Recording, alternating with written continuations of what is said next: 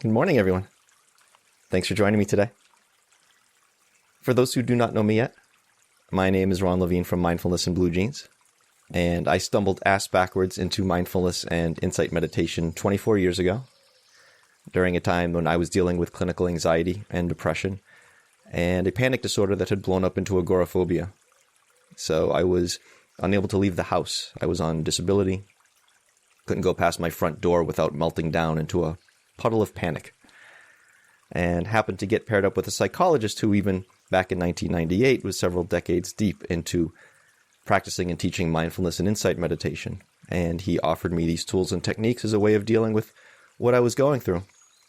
And I was not impressed with his suggestion. My feeling was, hey, I can't work, I can't go out, I can't do anything. My life has stopped. And here's this guy saying, hey, let's watch the breathing for a while and see what happens. Okay. Great. Awesome. Thanks. Didn't give me anything else. And I was at home panicking all day anyway. And I figured, all right, I'm going to try this just long enough. I can honestly go back to him and say, look, dude, this didn't work. Can I have the real treatment now? And as I say, this was 24 years ago, and I never had that talk with him. I'm still practicing. I'm teaching. My life has completely changed from those days. And I'm now ready to admit there might be something to all of this. And so here we are. And thank you for being with me. Today's talk is handling the world's chaos.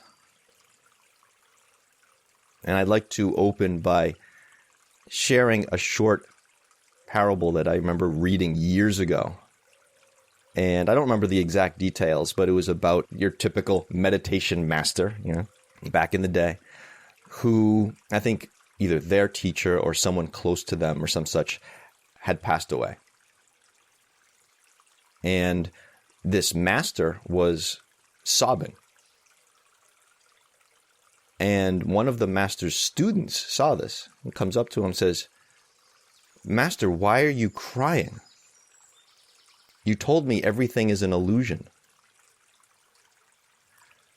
And the master, between sobs, says, yes, but this illusion is particularly painful. And it seems like today we have an awful lot of painful illusions to contend with. But even 2,500 years ago, the Buddha said, the world is on fire. Aflame with the fire of greed, hatred, and delusion. The three roots of human suffering. I want this, I don't want that, and this general unclear seeing that gives rise not just to greed and hatred, but what we do with the greed and hatred. But what's interesting is when the Buddha said the world is on fire, he didn't mean what we think of as the world, this external mud ball we're all attempting to occupy together, right? When the Buddha talked about worlds, he was talking about internal worlds, thought worlds, meaning we create our sense of identity and identities based on our greed, hatred, and delusion, depending upon the context in which we find ourselves at any given time. What I mean by this is, sometimes we are in the spouse context. Sometimes we are in the parent context. Sometimes we're in the employee context. Sometimes we're in the boss context. Depending on which context we are holding in mind at a given time, we have different desires, cravings, different things we want, different things we don't want. And our actions And by actions, I'm including our thought and our speech, not just physical outward action, but thoughts and speech, our actions, are driven by these cravings around which we have, I like to say, calcified identities. So we have these multiple identities, these thought worlds, each with their own agenda. Give me this, get that the hell out of here. And we are acting upon them. This is the internal world that is on fire. But the external world is simply the result of all of these actions being taken based on these internal fires crashing up against each other.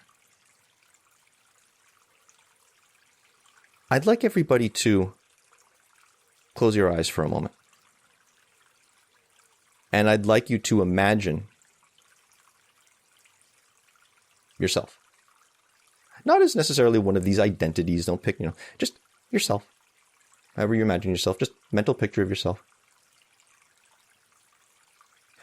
And now in that mental picture, just add in somebody close to you. Somebody you have positive feelings for. Love, affection.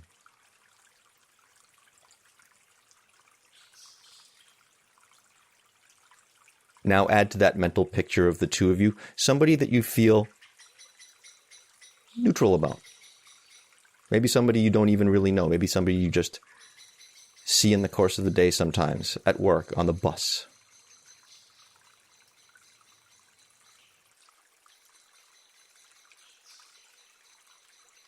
And now to that mental picture of the three of you, add one more person. Somebody you have intense negative feelings towards. Aversion, hatred, contempt. And this doesn't have to be somebody you know personally. This could be a public figure. I think many of us have a lot of public figures we have some distaste for right now that we could choose from, right?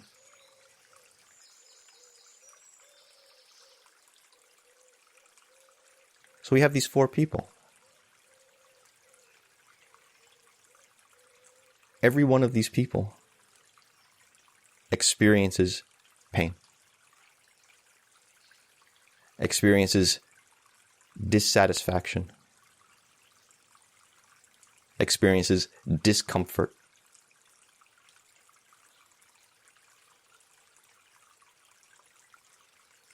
Every one of these people is motivated by that and is attempting to alleviate that in some way.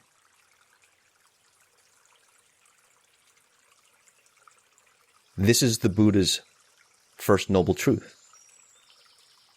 There is suffering. Suffering exists. And it is universal. None of us are immune. Okay? You may feel free to open your eyes now, by the way, if you had your eyes closed.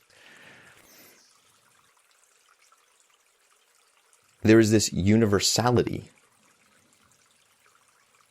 of discomfort, what the Buddha called dukkha, which is translated in many different ways, but dissatisfaction, discomfort, pain.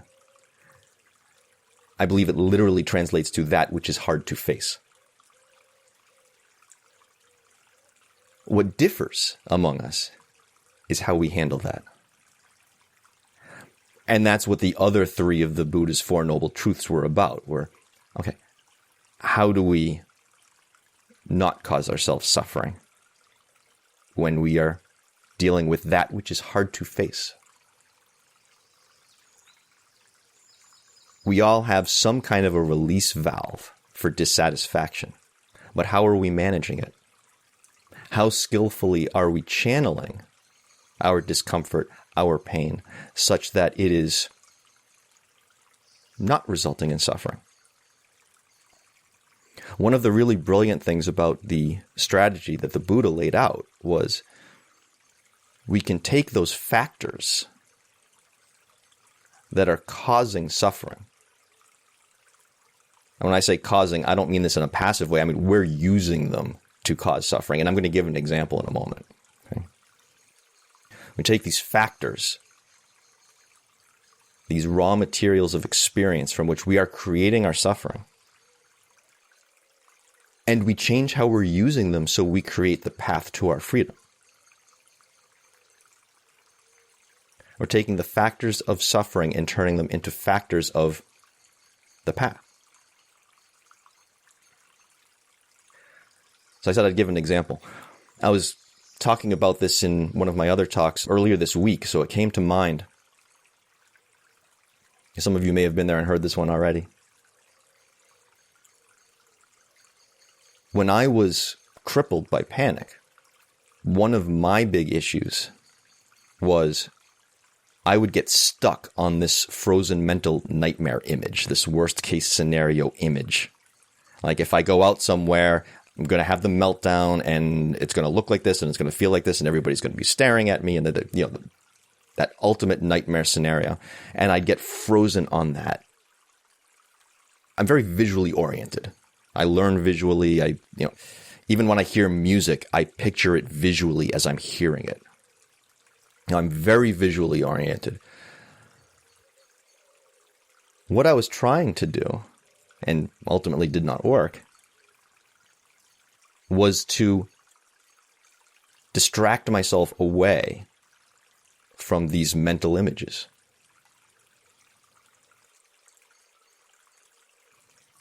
But my visual acuity was so strong that it would just bulldoze right through. So it was not a sustainable strategy. It didn't stop me from continuing to try it and wearing myself out in the process, which is why I ultimately ended up housebound. So that was something unskillful. I was taking an unskillful approach by trying to stamp out these mental images. I talk about something sometimes called a shatter point. And shatter point is actually a term I took from, of all places, a Star Wars novel about a Jedi who was able to see into the very fabric of things. Like not even necessarily a physical structure like a building, but even relationships or a political situation. So he was able to see into like a crystalline structure with all the fault lines and the whole bit, such that he was able to see where he could apply the force most efficiently to achieve the desired results. So he was exerting fairly minimal effort and energy, but he was doing it in the most powerful way possible. Sometimes the example I give is if you have handcuffs. If you're handcuffed, would you try to free yourself by breaking the actual cuffs? Probably not. The shatter point in that situation would be the chain linking them, which, as someone who hasn't been fortunate enough not to have been handcuffed before, I would imagine would be the weak link there. So my shatter point,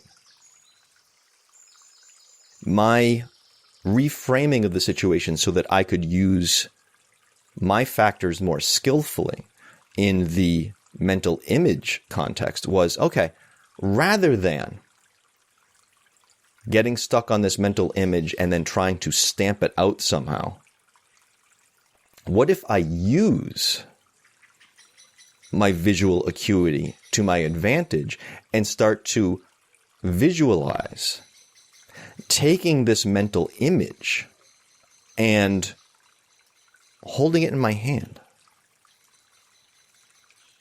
as if it was a picture or a movie cell, and hold it up to the light.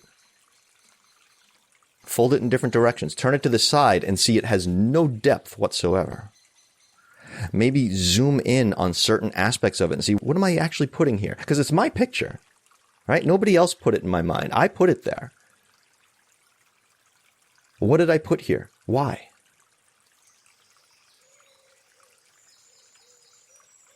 So the shatter point there was to notice, where am I applying my effort? Because the problem isn't that we're not putting out enough effort, right? Lord knows we're putting out enough effort. Where are we applying our effort? So I took an unskillful effort, turned it into a skillful effort, got better results. So I turned a factor of my suffering into a factor of the path. One other example I'll give is, as I mentioned, we are motivated by greed and hatred. I want this, I don't want that. This forms the basis of our intention, which is the pillar of karma. In Buddhist teachings, karma, intention, attention, perception, all working together. And intention is the main pillar of our karma, our situation. We are always engaging in some action based on intention, whether it's something as big as trying to get a new job or something as basic as shifting in our chair. Because we've been sitting in a particular position for 20 minutes, it's become uncomfortable. We can act on intention skillfully or unskillfully. And what's typically the big differentiator? Our awareness. Where are we directing our attention? So, as a personal example, when I started working with this practice and started reading about things like attachment and clinging and greed and desire, and where we're focusing our attention on those things that we want. At first, I took it to mean, my issue is because, I want that car, I want that money, I want that relationship, I want that, all these sorts of things, right? After a while of working with that, I went a little deeper. I said, well, wait a minute. All these things change. And not only do they change, but how much I want them at any given time also changes over time. What doesn't seem to be changing so much? My feelings about the things that I want. The things themselves, they change. Both in terms of themselves, because things change over time, but also in terms of which ones I want at a given time. But the feelings about them, And I started to notice, that's what I should be looking at, not the things. The feelings about the things. I found that to be a more skillful place to focus my attention because there was more to be learned there. Because that was a process that was happening consistently, and based upon it, I'm blindly going after that thing and after that thing and after that thing. No awareness. Just chasing carrot after carrot after carrot. That's the one that's going to make me happy. No, that's going to make me happy. No, that's going to make me happy. Wait, what the hell's going on here? Take a look inside. Okay? It's another example of the inner world being on fire. Like I say, we have any number of these inner worlds at any given time, depending on which context we're using to define ourselves. And if we're acting outwardly without awareness on any number of these at any given time, and everybody else is too, is it any wonder that the external world appeared to be on fire 2,500 years ago and still does? Would we expect anything less? This is not a surprise, is it?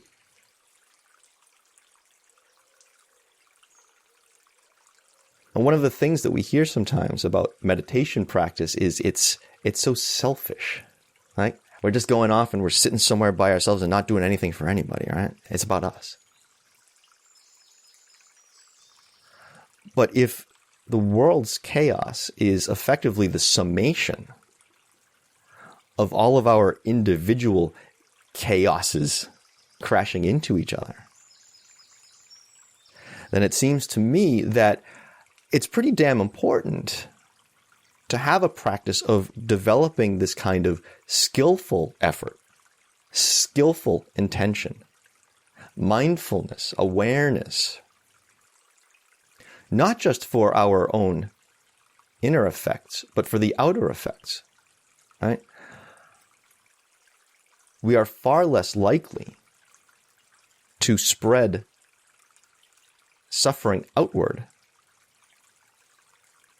if we have learned how to manage our discomfort and our pain inwardly. And others will see that. Others will see that. And we end up leading by example.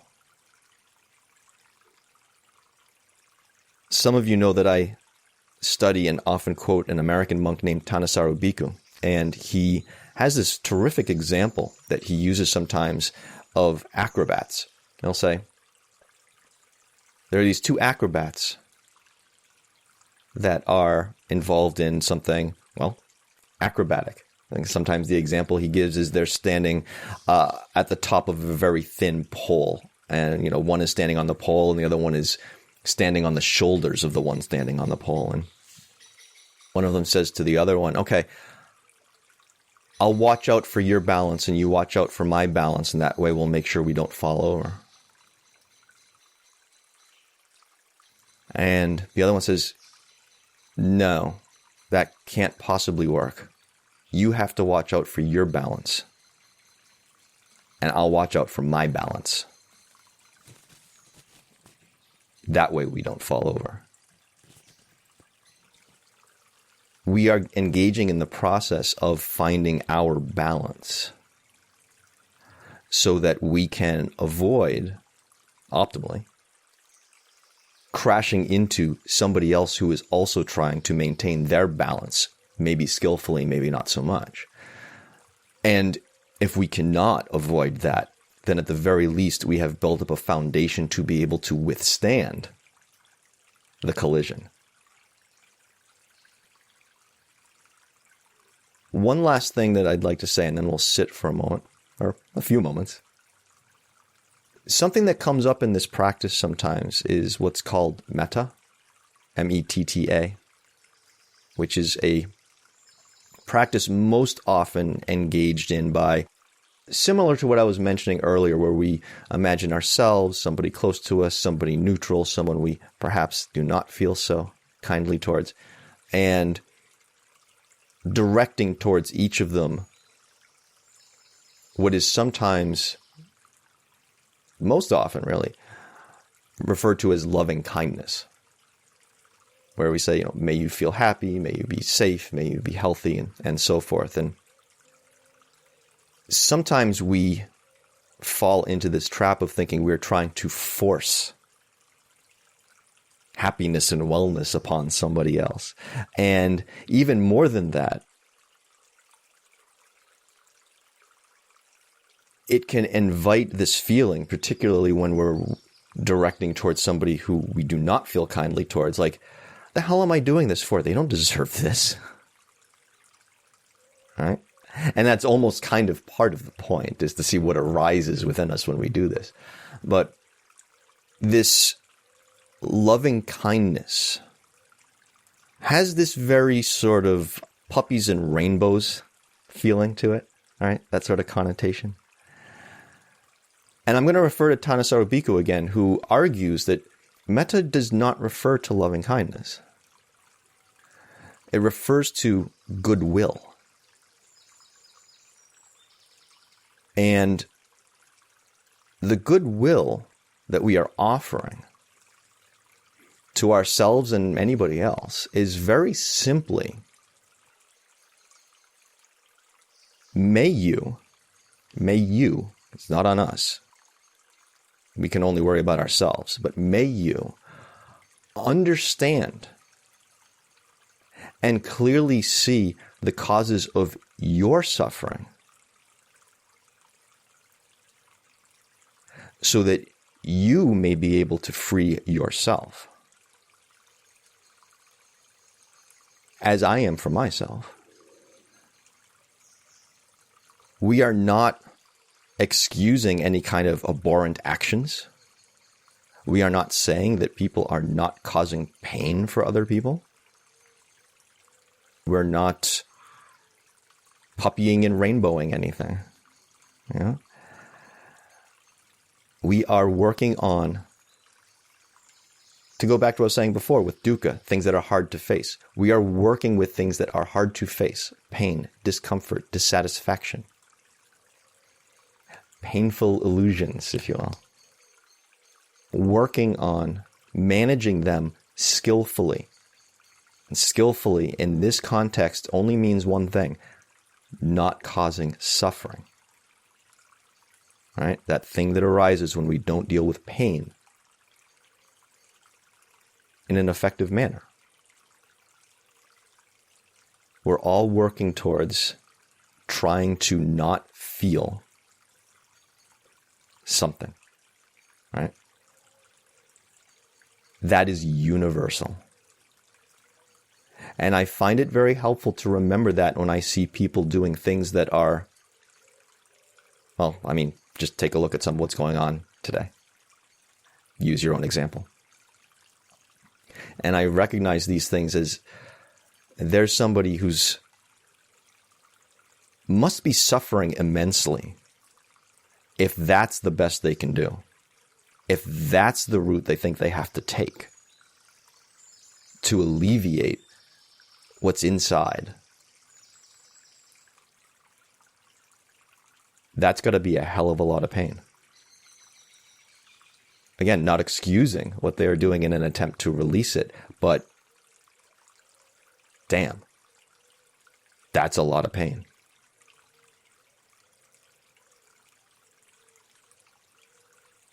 So the best thing that I found that we can do for ourselves is to learn how to work with our own. Because we can't work on theirs and they can't work on ours. And at the very least, that gives us a foundation to be able to withstand the chaos that's going to come our way in a world where not everybody's doing what we're doing. But as a result of us doing it, it does have an effect. I think that's a good place to start our sitting. Okay.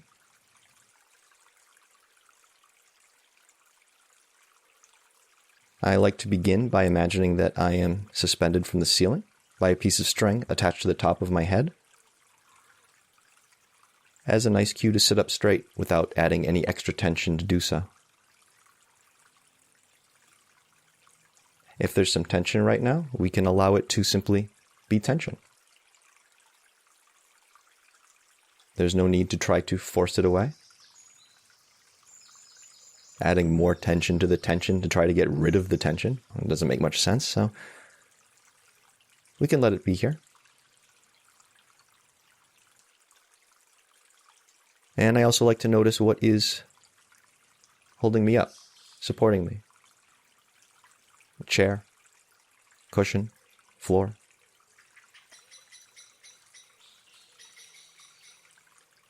There's a sense of grounding.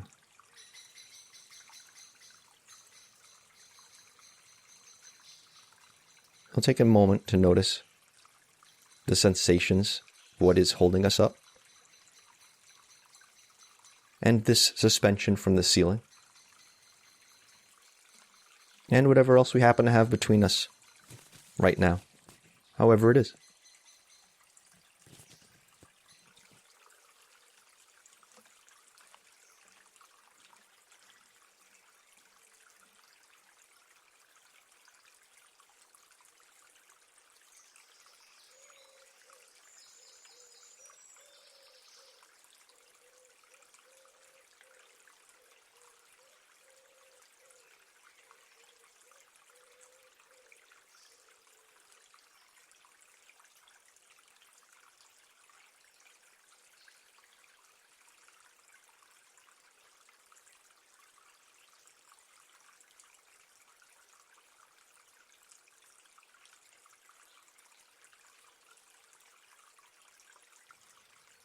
And if you haven't already, you may begin to bring your attention to your breathing.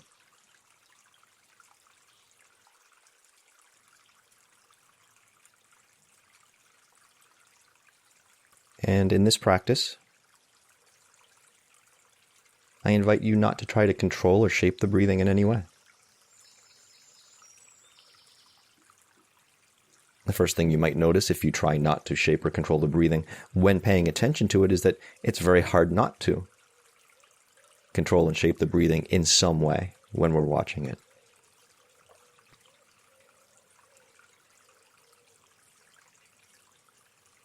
And if that's the case, we can simply watch the controlling or shaping that is happening.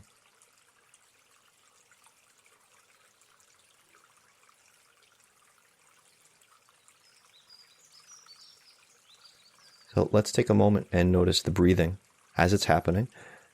Controlled, uncontrolled, shaped, unshaped, long, short, deep, shallow, pleasant, unpleasant. It doesn't matter. What matters is we simply bring attention to it.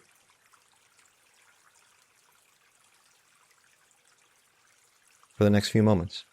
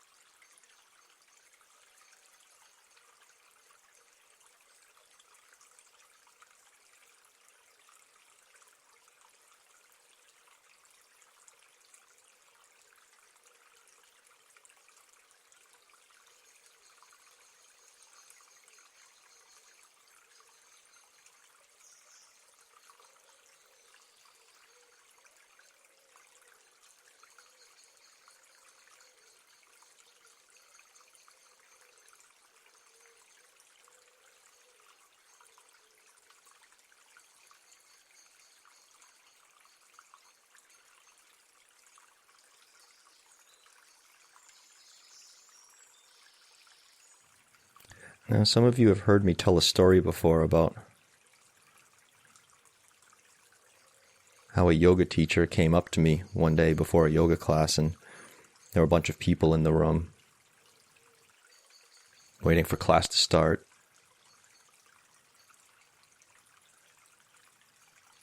And some of them were lying down, some of them were in a certain pose already, some of them were just seated, and I was just sitting there.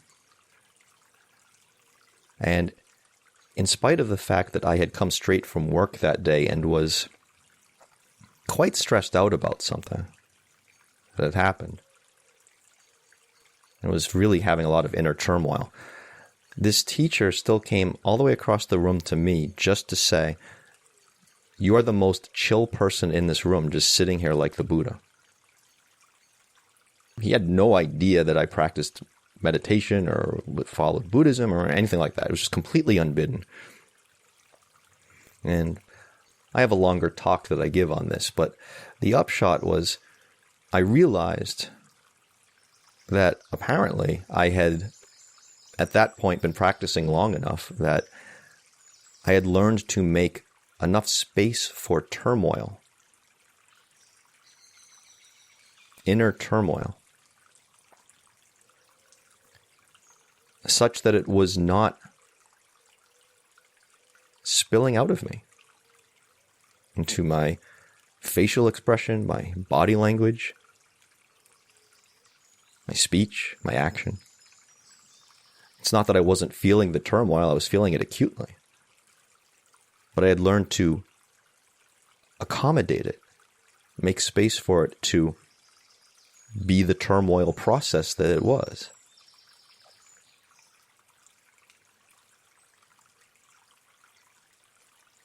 The mental image that I get of that, again, my visual acuity, my mental image sense, right? The mental image that I get of that has always been that of a corral.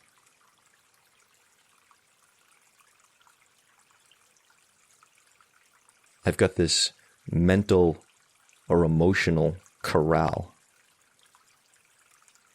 like where you would house sheep. And it's within this corral that the turmoil, the chaos, is happening.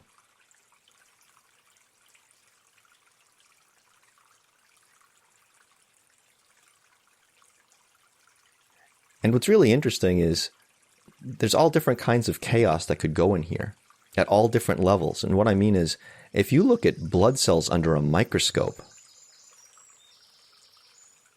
there's chaos. It's organized chaos, but it looks like chaos.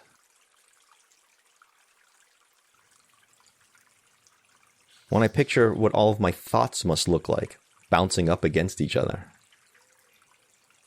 I picture this chaos. Or like we were talking about, the chaos of the external world. When I picture any of them in my corral, they all look the same. Just a bunch of things bumping up against each other, crashing into each other, looking for something, acting on some kind of intention or motivation. But here's the key thing about the corral. The corral can expand to whatever size is necessary.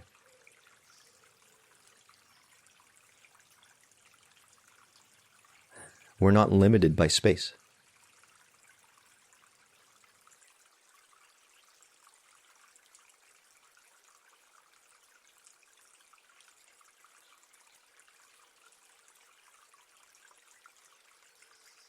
And we can observe this corral and what's going on within.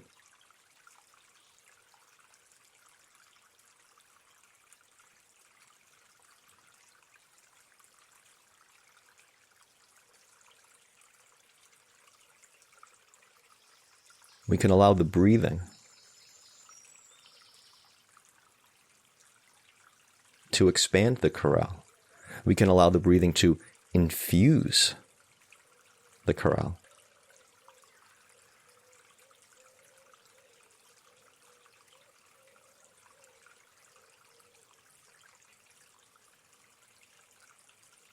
Or we can simply anchor on the breathing and observe the corral.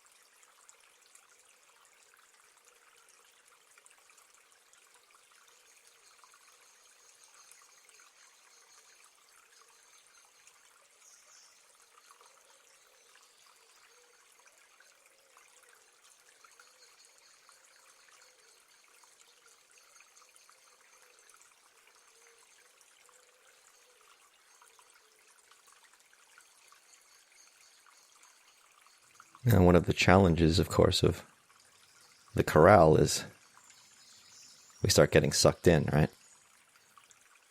There's a lot of action going on in there.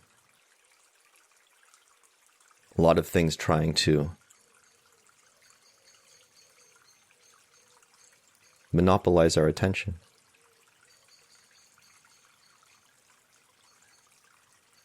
Oh, you got to solve this problem. You got to take care of this thing. You got to figure that thing out. Oh, you got to, what? Nope, that, wait, what about over here? Oh.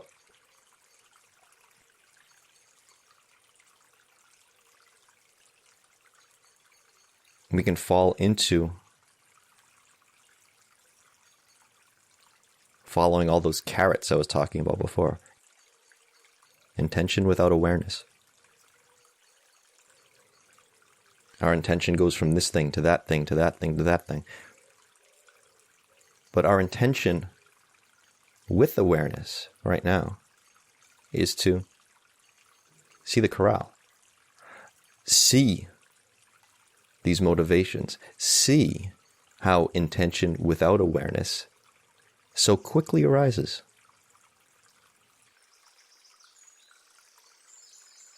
Again, replacing a factor of our suffering, unskillful intention,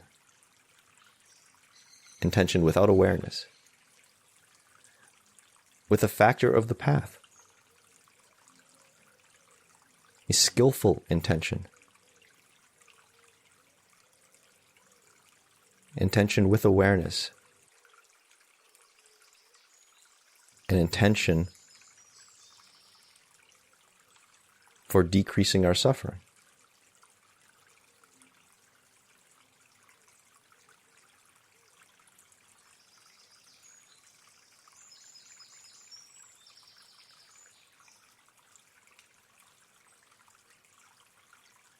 This is the activity of applying our effort in the right place.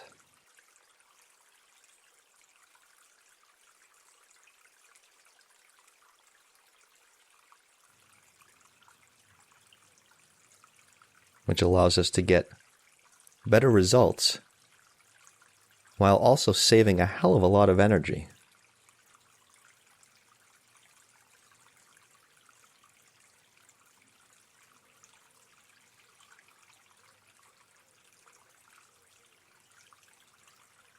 The challenge is to maintain the consistency, the persistence, what the Buddha called ardency, the sustained, skillful effort. The mind wants to pull us away.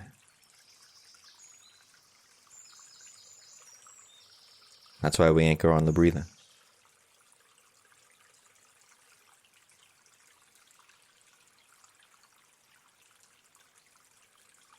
Because that mind trying to pull us away is just another thing in the corral.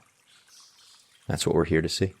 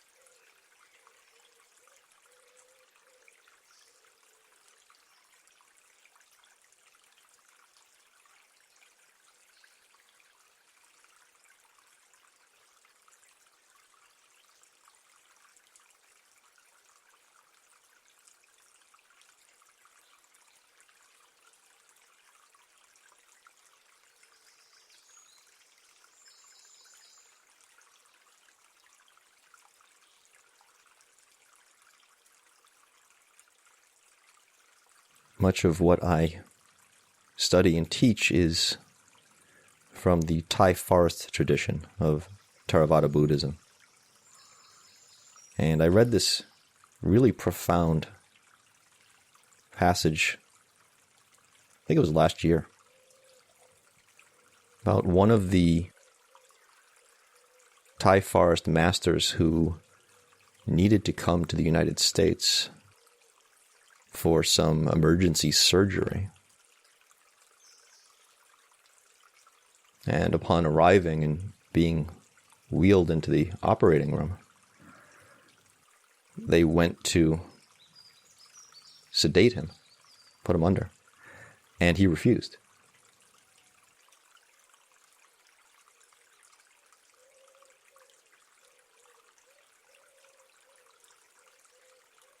And after a short argument, he won.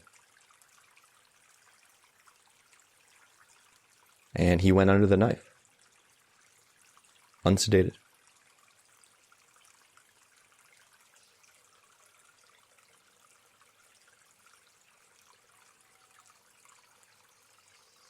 Which is a hell of an example of that line between pain and suffering. Because I'm quite sure he felt it.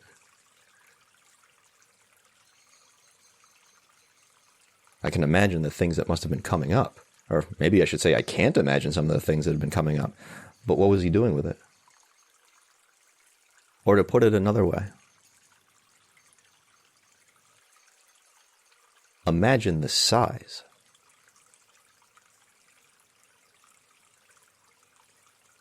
of that teacher's corral.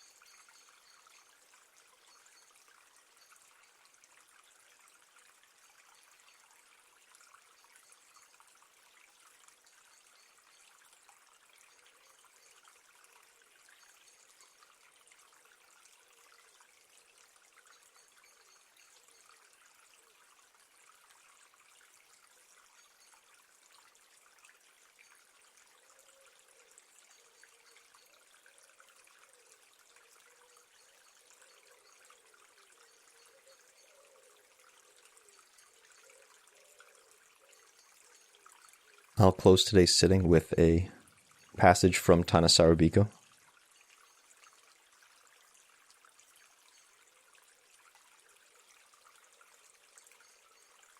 Remind yourself that we want peace in this world.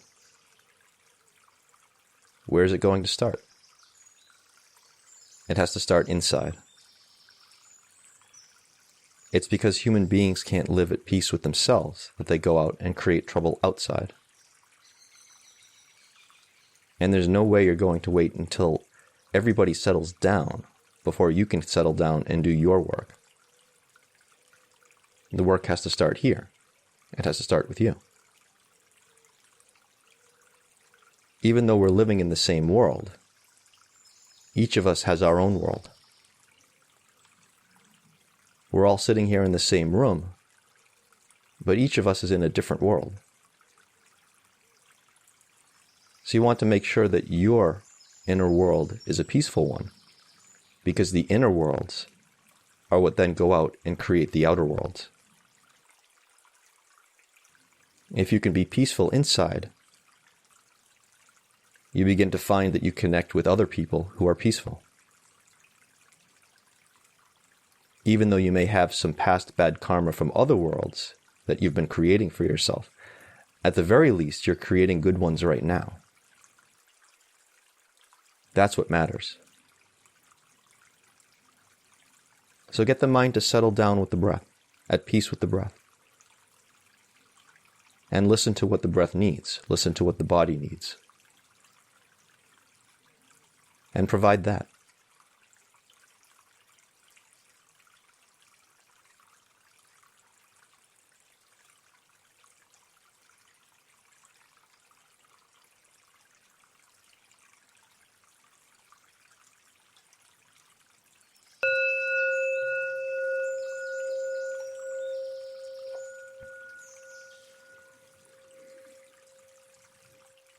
Thank you, everyone. I will put a few links into the chat, and then we'll get to some Q&A. So the first link there is to my website, mindfulness-in-bluejeans.com. These free sessions are supported by one-on-ones that I do with folks who would like to dive a little bit deeper into some of these and perhaps work through some things going on in their lives. If that's something that resonates for you, feel free to grab a look there, and you can book a session or drop me a line if you have some questions about doing so. I have my YouTube channel there, where I have a bunch of these sessions and some of my other ones that are out on other platforms like Insight Timer and so forth. You can subscribe there. I put up content once every week or two. And also up on my Patreon page, which is there as well.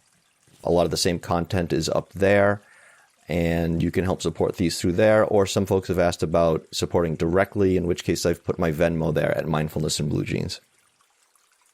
With that, I think we'll turn it over to you all. If anybody has anything that you'd like to ask or share, anything that you observed. One thing I will mention, by the way, that I had meant to mention early on, for those who have not heard me talk about it before, when we say suffering, we don't necessarily mean like, oh my God, suffering, like, Sisyphus trying to get up the mountain and so forth. Just, again, Thanissaro Bhikkhu, the monk that I quote a lot, he likes to use the word stress instead. It doesn't have to be this unholy suffering that we tend to think of when we think of the word suffering, just stress, the way we cause stress for ourselves. When perhaps we start thinking about something that, again, something that is hard to face. It's already maybe hard to face in some way, but then on top of it, we're adding all of these storylines and anticipation and so forth. And that's stressful. That's stressful. So that's what we're talking about when we're talking about suffering. It includes that sort of thing, as well as the oh my God kind of suffering that we might be imagining. So that's an important distinction. Yeah, Barbara. Could you explain again a little bit about how you deal with that visual issue you were talking about? Not an issue, it's a blessing, but when you get stuck in images, and how do you get through them without pushing through them? I know you're going to say becoming mindful of them and aware of them, but because they're so visual, because I get the same thing, it's hard to just wipe them out. Right. So, and wiping them out is exactly what we're not trying to do, because that's what doesn't work. So here's what I noticed for myself. When I changed my approach and started working with the visual instead of trying to distract myself away from the visual or try to abolish the visual. Like I say, at first it was a matter of, okay, here's this visual. Let me look at it. Not look at it in the sense of the fighting with it, and it more of a, again, turning the factors of the path. So instead of my attention to it being of the kind where it was fighting with it, because that's a kind of attention, instead an attention that is more inquisitive, curious. What is this actually? And that's kind of what I was getting at when I say kind of picking it up with my hand and maybe holding it up to the light and turning it in different ways, zooming in on different parts of it. And one of the things that I noticed in the process of that was, if I continue to examine, mentally examine this image, and I find that it never changes, like it really is static and unchanging, then clearly this image is not reality. Because reality is always changing. Reality is not static. So right there, I could see, and when I say see in this sense, I mean understand intellectually as well as feel. Because I know in a felt sense that reality is not static. I could really see that this image was not real. Not even not real, but not an accurate portrayal, an accurate representation of reality. It could not possibly be. But if I was examining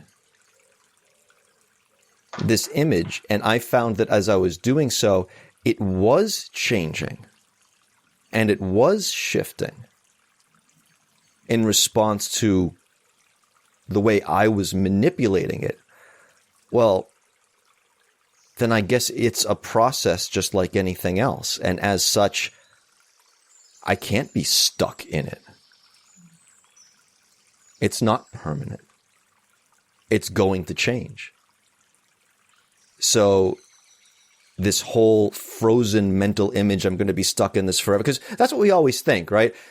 When we feel good, we don't want that to change. Right. But we know it's gonna. We know it's gonna. And in fact, that's what we're fighting against, right?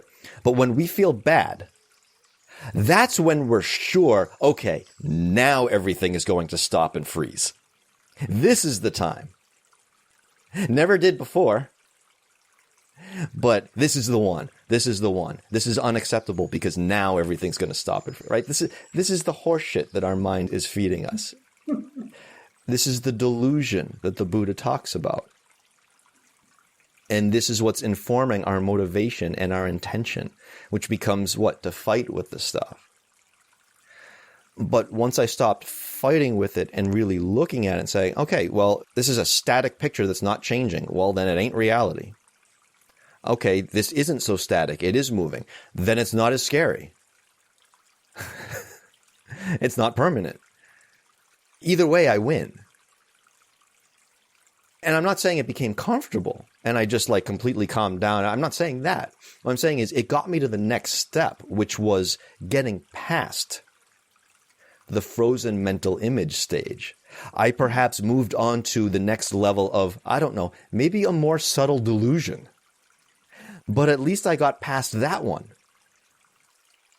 I took the next step. And then whatever that step was, okay, now I got to find something that works here. And that's why this whole practice is just, it's a living practice. It's an ongoing experimentation. It's not just honing our skills, but honing our skill of honing our skills. Not just using a hammer, but learning how to create a better hammer.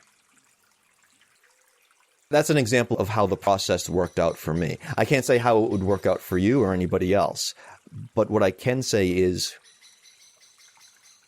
looking at what I was doing and how it was working out for me and noticing, okay, is this skillful or unskillful? Pretty clearly unskillful. There's more suffering here. So how can I work with this discomfort, this thing that is hard to face, in a way that gets me a different result? Well, let me try this and see what happens. And that's what I did. And found something that resulted in less suffering. Less pain? Maybe, maybe not. Remember, the pain, I don't have a choice. But if I'm going to have the pain anyway, and I can have it with or without suffering, I'll order it without the suffering. Yeah, I'll take it without the suffering. Thank you very much. Thanks. Cheers. I hope that helps. Yes. Poppy, yes. Hi, Ron. Hi. You were sharing your experience about when you were at the yoga practice and you were like in such a internal turmoil, but your yoga teacher said, "Oh, you look so calm like a Buddha." So I had a very stressful experience this morning, actually. My daughter can sense it, my 9-year-old daughter. And she said, "Mommy, you look so stressed. Are you okay?" And I was wondering if you can share a little bit of tips of how you manage to look so calm that even your yoga teacher can't sense that internal turmoil. Sure. Years of practice. I myself was shocked when he came up to me and said that, because I felt very tense inside, and my mind was, I was in the corral. I didn't feel like I was necessarily, maybe to some degree, I was watching the corral, but a good part of me, I had maybe 1 foot in the corral and 1 foot out the corral. So I was noticing the turmoil, but feeling pretty swept up in it at the same time. But at that point, if I remember correctly, this was around 2015 that this happened. I mean, at that point, I'd been practicing 17 years. Mm-hmm. So consistency, what I was talking about earlier about the ardency, the persistence, is crucial. I often use the analogy of like weightlifting. If you're going to go in a weightlifting competition or some such, which, if you take a look at me, you're going to know I'm not entering any weightlifting competitions, not anytime soon. But if you're going to do something like that, you're not going to lift weights for a couple of weeks here and a couple of weeks there. And then you're going to be doing this every day. Where people trip up a lot in this practice is when we have this transactional mindset of, okay, there's something stressful going on in my life, and let me try some meditation, and we do some meditation, and maybe we do it long enough to see some results, and then life calms down for a while. And what do? We stop practicing. Everything's fine now. Yeah, that's true. I don't need it anymore. I'm good. And does life stay that way? Hell no. So a couple of months later, things turn to shit again, and we haven't been practicing. So we don't have that foundation that I was talking about to withstand the chaos that has now arisen. Our foundation that we built a couple of months ago has rotted. It's fallen apart. It's in disrepair. One of the things I often say is this practice will give you everything if you ask nothing of it. And part of that is that we engage in the practice even when we don't, quote unquote, need it. Because at some point, you're going to need it. So the point isn't necessarily to try, because again, this is a transactional mindset of saying, okay, well, I need to get to the point where, say, my daughter can't tell I'm stressed out. It may get there. It may not. That's not so much the point. The point is that we maintain our persistence, our consistency, our ardency with our practice on and off the cushion. Even if we practice every day, if we're just doing it on the cushion, so what? We got good at sitting on a cushion. It's about bringing the practice off the cushion so we're not suffering throughout our lives, throughout our day. And setting that cause, putting those conditions in place, in my experience, leads to some pretty powerful effects. But we have to maintain them like anything else. And we see what happens.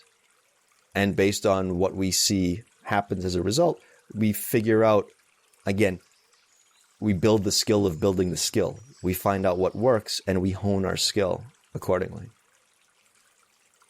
Does that help? Yeah, thank you. I'm not sure if that's the answer you wanted to hear, because it's often not the answer we want to hear, right? It's like you want the I don't want to put words in your mouth, but I'm speaking for myself. You want the pill. You want me to be able to go take that pill. It'll take care of it for you. It's like, so the answer's simple. No. The answer's simple, but not necessarily the one you wanted. No, I understand that it takes practice, and I'm only new in this mindfulness and meditation practice. I do yoga, but try to do it every day, but still hard. I always fall asleep when I try to meditate, so that's something that I have to work on. That's another thing that Oh, sorry, go ahead. Yeah, but I just, usually I try to,